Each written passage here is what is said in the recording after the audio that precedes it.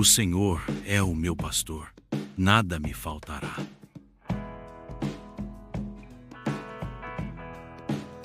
Deitar-me faz em verdes pastos, guia-me mansamente a águas tranquilas. Refrigera a minha alma, guia-me pelas veredas da justiça, por amor do seu nome.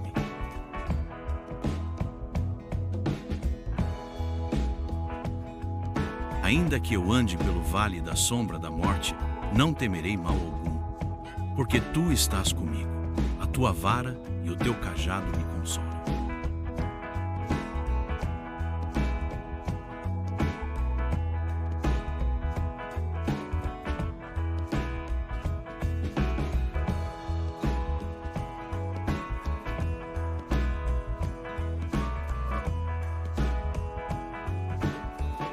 Preparas-me uma mesa perante os meus inimigos, unges a minha cabeça com óleo, o meu cálice transborda.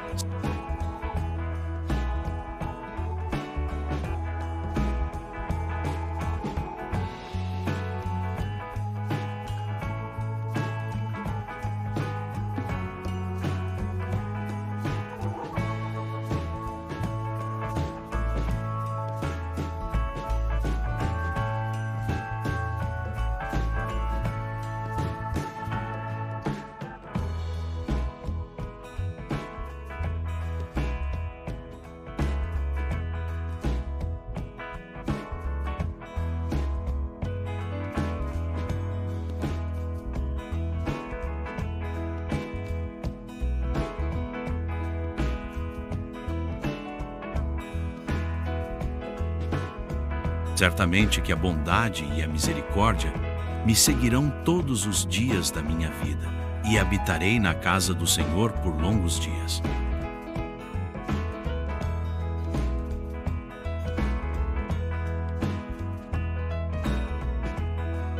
Versículo 1. O Senhor é o meu pastor, nada me faltará.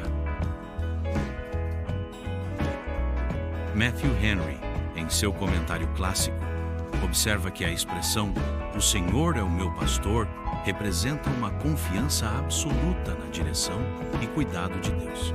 Ele explica que assim como um pastor cuida das necessidades físicas de suas ovelhas, Deus cuida espiritualmente do seu povo, suprindo todas as suas necessidades. Henry destaca a paz que vem da certeza de que, com Deus como pastor, nada será faltado aos crentes. Versículo 2. Ele me faz deitar em pastos verdejantes, guia-me mansamente a águas tranquilas.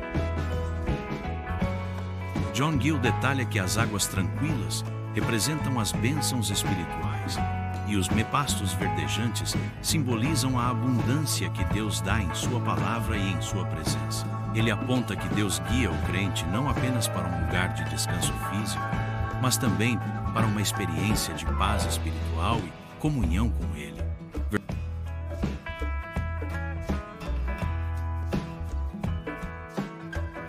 Versículo 3. Refrigera a minha alma, guia-me pelas veredas da justiça, por amor do seu nome.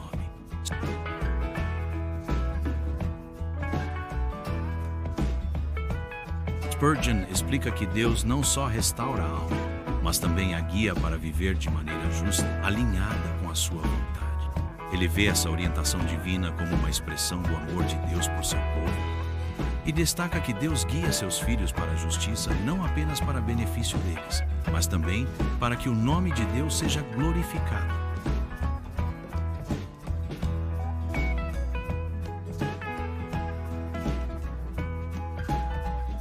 Versículo 4. Ainda que eu andasse pelo vale da sombra da morte, não temeria mal algum, porque tu estás comigo. A tua vara e o teu cajado me consolam. Spurgeon interpreta esse versículo como uma declaração de confiança absoluta em Deus, mesmo nas situações mais sombrias da vida. Ele aponta que a vara e o cajado representam o cuidado e proteção de Deus, que trazem consolo e segurança ao crente em meio ao sofrimento e ao medo.